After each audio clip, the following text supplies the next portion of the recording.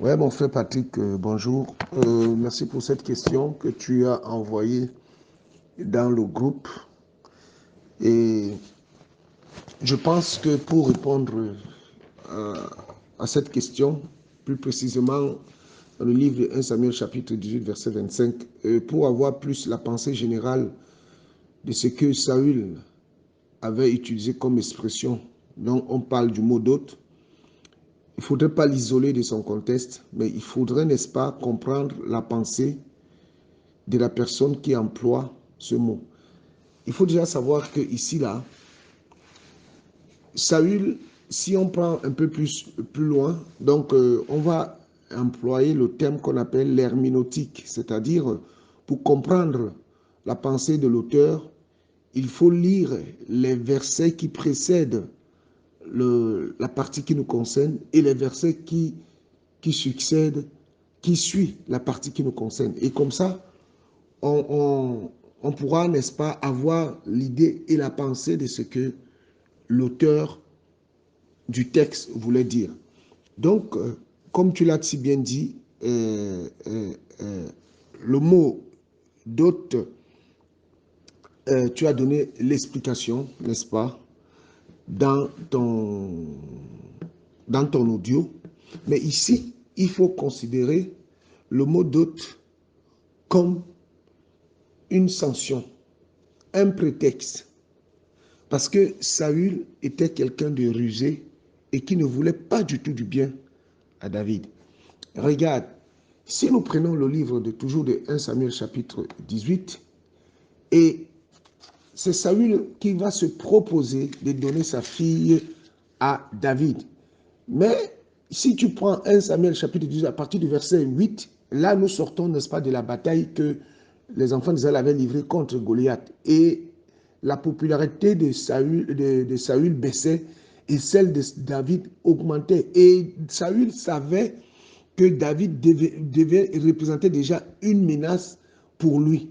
Donc tous les moyens étaient bons pour l'éliminer. C'est pour cela qu'il dit, je n'étais pas exigé une dot, mais apporte-moi 100 prépuces des Philistins. Alors, quand il dit je n'étais pas exigé une dot, donc en gros, je n'étais pas exigé une contrainte mineure, minime. Et d'ailleurs même, si nous prenons toujours ce même 1 Samuel chapitre 18, à partir du verset 18, David dit quoi? David répondit à Saül, qui suis-je et qu'est-ce que ma vie? Qu'est-ce que la famille de mon père en Israël pour que je devienne le gendre du roi? Lorsqu'il arriva le temps où Mérab, fille de Saül, devait être donnée à David, elle fut donnée en mariage à Adriel de Méola. Alors là, je prends la version seconde parce que c'est une Bible d'étude. Donc nous voyons que ici, là, la proposition de Saül déjà par rapport à sa première fille, il ne l'avait pas honorée. Et donc la deuxième ne pouvait pas non plus être bonne. Et d'ailleurs même, David, en voulant demander à Saül, autant pour moi, en demandant à David sans plus de Philistins, il savait qu'à coup sûr, David sera tué. Et jamais David ne pouvait devenir son gendre. Parce que, un, il n'avait pas les moyens. Et deux, c'était un prétexte pour l'éliminer.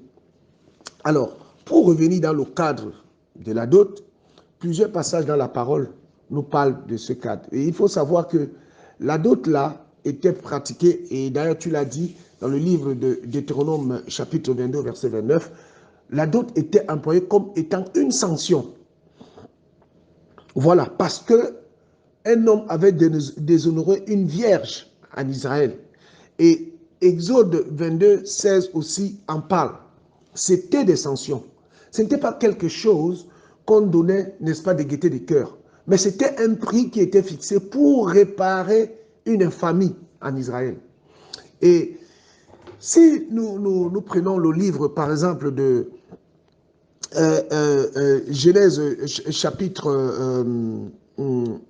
Genèse chapitre 34, à partir du verset 12, nous voyons que Sichem, fils d'Armor, avait déshonoré Dina. Et ce jeune homme va exiger, or c'était un païen qui n'était pas du tout descendant de Jacob, qu'il va exiger lui-même de son propre gré pour pouvoir honorer ou réparer la faute qu'il avait commise, une dot par rapport à Dina. Et il a demandé une dot et il dit qu'il était prêt à donner beaucoup de présents en dehors de la dot. Donc là, nous comprenons que en fait, la dot est une sanction, c'est une amende qu'on inflige à quelqu'un pour pouvoir réparer l'infamie ou la faute qu'elle a commise, la personne a commise en déshonorant une vierge en Israël.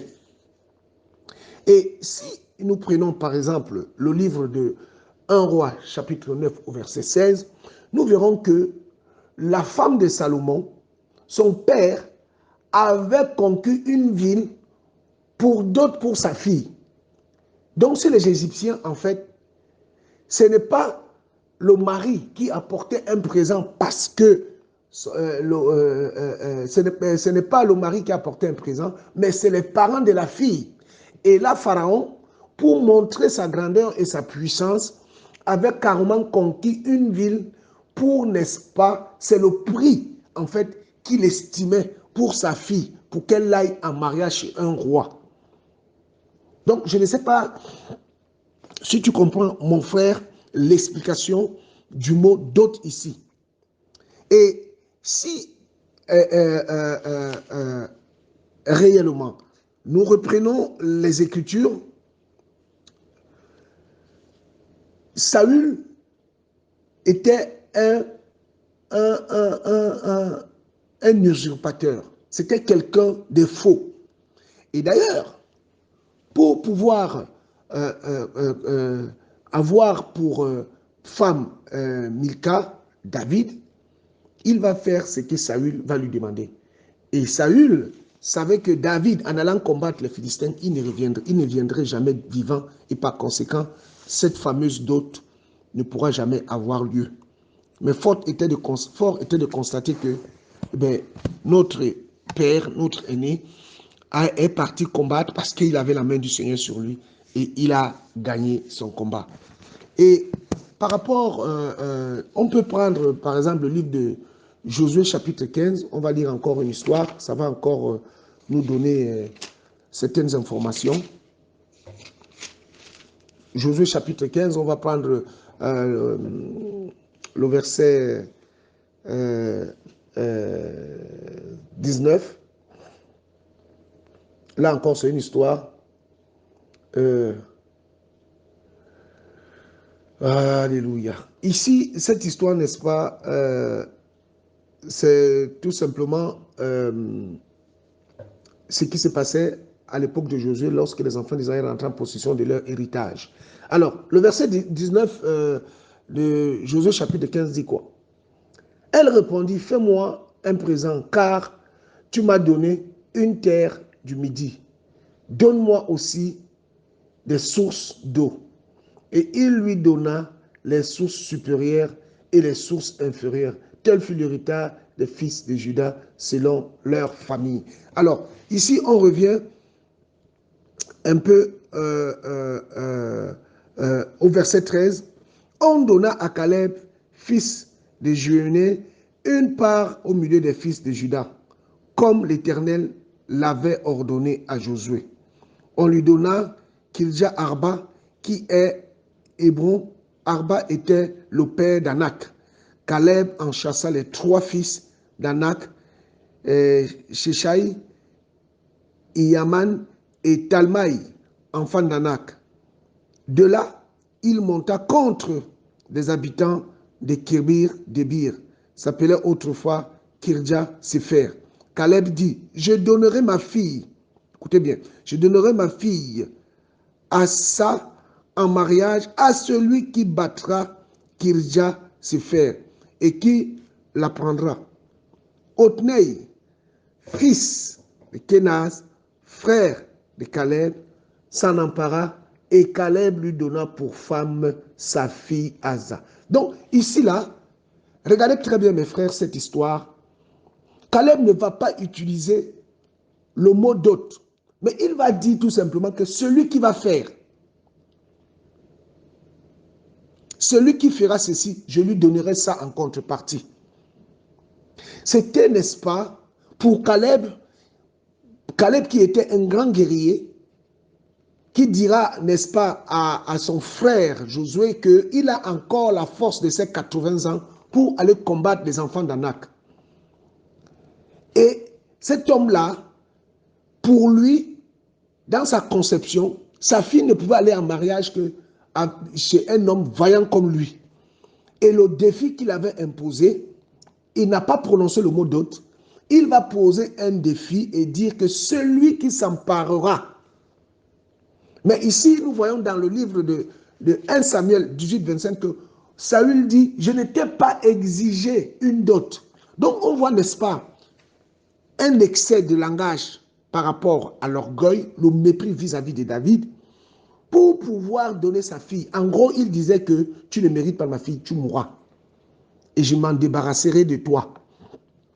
Donc mon frère, je ne sais pas si je suis en train de répondre à ta question, mais ce qui est sûr, mon frère, que ce mot-ci là, dot, représentait plus, n'est-ce pas, un piège pour pouvoir dire à David que ce que je te demande de faire en réalité est plus facile que si je t'aurais exigé, n'est-ce pas, une contrainte supérieure, c'est-à-dire la dot.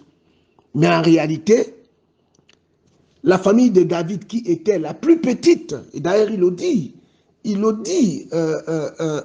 David, là, au verset 18 de 1 Samuel 18, David répondait à Saül, qui suis-je et qu'est-ce que ma vie? Qu'est-ce que la famille de mon père en Israël pour que je devienne le gendre du roi? Donc, en gros, tout ce que Saül en réalité proposait à David était au-dessus de sa tête. Mais il y avait un détail que Saül avait oublié qui était le plus important, c'est que le Seigneur agréait les pas de David. Et par conséquent, tout ce que Saül pouvait mettre comme piège, comme exigence, David était capable de les honorer. Donc voilà mon frère, le mot dot ici là représente l'usurpation, le prétexte, le